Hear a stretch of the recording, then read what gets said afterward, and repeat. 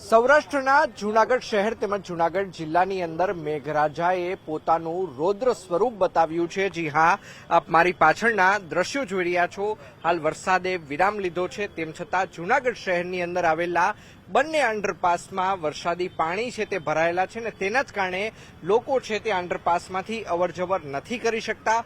ખાસ કરીને વાત કરવામાં આવે તો જૂનાગઢના જે જાંડરડા રોડ ઉપર આ જે અંડરપાસ આવેલો છે તે હાલ અત્યારે બંધ જોવા મળી રહ્યો છે। સાથોસાથ રેલવે સ્ટેશન નજીક જે જોશીપુરા વિસ્તારનો જે અંડરપાસ આવેલો છે તે પણ બંધ હાલતની અંદર જોવા મળી રહ્યો છે। સ્થાનિકો આપણી સાથે છે, આપણે તેમની સાથે વાતચીત કરીશું કે આખરે છેલ્લા 2 દિવસમાં તેઓએ કેવો વરસાદ જોયો। શું કહેશો કાકા, કયા પ્રકારનો વરસાદ ને કયા પ્રકારની હાલાકી? બહુ સારો વરસાદ પડ્યો છે અને સિટીની અંદર ઓછો છે, પણ બહાર જંગલની અંદર વિસ્તારની અંદર બહુ વરસાદ પડેલ છે। એના લીધે આ પાણી બહુ ભરાઈને અંડર બ્રિજમાં છેલ્લા 35 વર્ષથી આ પ્રોબ્લેમ છે। આ અંડર બ્રિજ ઝાંઝડા રોડ કહેવામાં આવે છે અને અહીંયા ઓખરા જે છે એનું બરોબર કામ કરેલ નથી, એના લીધે આ પાણી ભરાઈ ગયેલ છે। તો કાકા, દર વર્ષે આપ કહો છો કે આ પ્રકારે પાણી ભરાય છે, તો આ પાણીનો નિકાલ કેવી રીતે? શું મહાનગરપાલિકા કઈ ધ્યાન જ દેતી નથી? શું કહેશો? આ કામ કરવા વાળા તો કરતા જ હોય છે, અત્યારે બી બિચારા કામ કરે છે, પણ મોટા મોટા અધિકારીઓને આમાં કોઈ ધ્યાન દેવું નથી, મારું એટલું કહેવાનું। ચોક્કસ તો અધિકારીઓ ધ્યાન નથી દેતા। કાકા, શું કહેશો? ગઈકાલે રાત્રે પણ જબરદસ્ત વરસાદ વેઠશો, ઘણી જગ્યાએ પાણી ભરાવાની સમસ્યા પણ સામે આવી હતી, ઘરોની અંદર પણ પાણી ઘૂસ્યા હતા, શું કહેશો?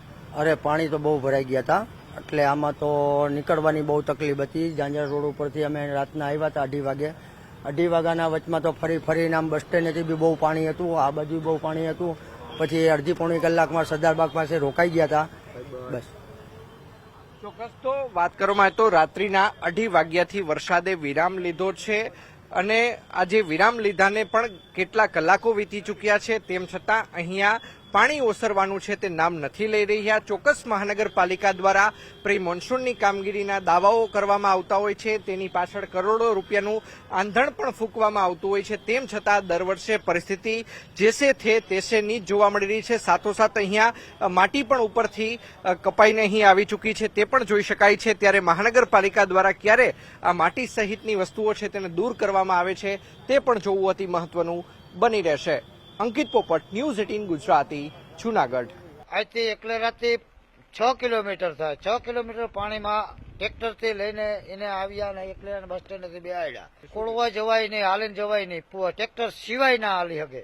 પાણી કાતો કે ટ્રેક્ટરના રૂપલા સાયલેશન બરોબર પાણી હોય, તો એને બહુ તકલીફ ચાલુ થઈ એટલે ત્યાંથી ટ્રેક્ટર હતું, ટ્રેક્ટરમાં બેહાડીને બાઈને લઈ આવ્યા।